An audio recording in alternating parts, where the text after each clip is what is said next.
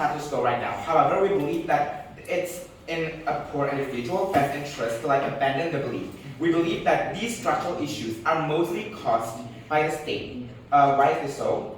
Because they're the ones who can control the economy and inequality, and they have the responsibility to take care of the citizens. So we believe that opposition counterfactual is when you think that the root of the cause of an issue is so structural that you would obviously be angry at the government. While we believe that something is still reachable for us to reach by abandoning this belief, and we like by abandoning this, we can gather much more information, gather much more let's say motivation to upscale our life to the fullest, because we know that something is still can be changed. Okay, moving on to our arguments. First argument, there's going to be less pessimism in our side. How's this going to happen? So even though we know that some of the reasons why we ended up being under the line of poverty, or simply we can only fulfill our basic needs without fulfilling what we want, cars, for example, it's because of social economic factors. However, we can change the status quo, but what can we do? We can try to make our situation as good as possible. But how? Of course. Yes. What do you think structural issues look like on your side of the house? Structural issues on the side of the house looks like because your parents are poor, then sometimes you don't have the access to basic education. So that means that you don't have the the reason to go, you don't have the access to go to work or something like that.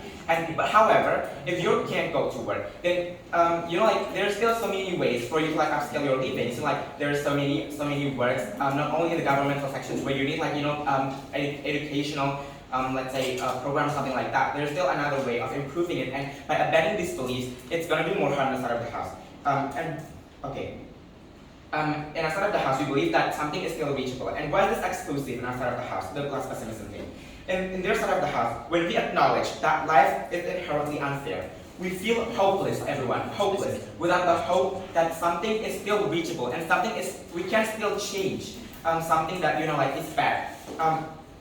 And there's doesn't matter. For example, in their side of the house, people are going to think like this. Doesn't matter if I work hard. Doesn't matter if I do this. I'm still going to be in the poverty line. Well, this is not going to be happening outside of the house, because people know that we can change that. We can it's something that we still can reach, and it's not impossible for us to going out from the structural problems.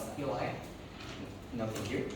And how is the impact going to look like? People wouldn't feel pessimistic, as what we've mentioned. People are going to think that they can do better from the current status, from the current condition of their family, of their society, or something like that. And why is this important, everyone? Because we believe that it is better for us, it is more important to think about how we should improve our situation, rather than being rather than being real factors of outside of our control, these factors.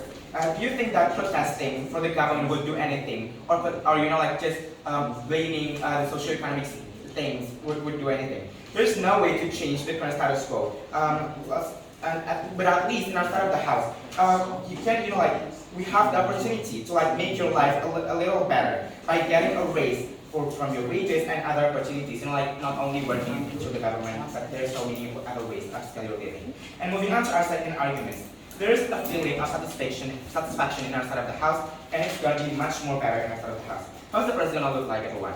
In their house, that is a long road where there is no guarantee payoff. Why? Government has already ways to suppress people from speaking out to the government. For example, if you want to do riots, sometimes, not only sometimes, every time there's gonna be police that stops you, right? For example, like George Floyd. We're not necessarily saying that it's unimportant, but there's something. It's better for us to abandon these beliefs, and we should put an emphasis on how we can upscale our livings.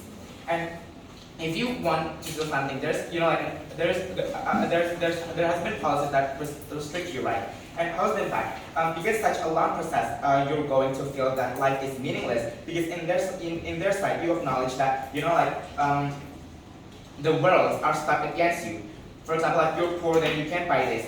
even if something good happens to you, you won't feel satisfied, right? Because like in our side of the house, we can't change anything. For example, like so what if I had a higher wage? I'm still more poor than most people because of the socioeconomic status. That won't be happening outside of the house.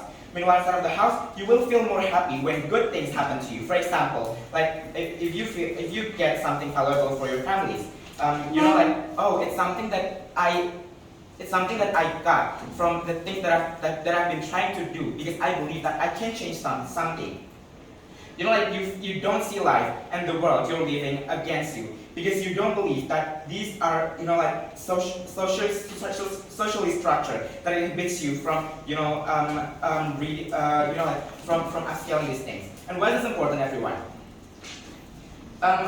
There's going to be much more happiness in our side of the house because the little happiness that comes to us matters. We appreciate little things in our lives because we know that these things is still reachable, and in that way we still try to reaching that thing, and we try. So that's why it's important for us to abandon these beliefs, and that will only restrict them from improving their lives. And because of so many good that's going to happen in our side of the house, we probably propose. Thank you.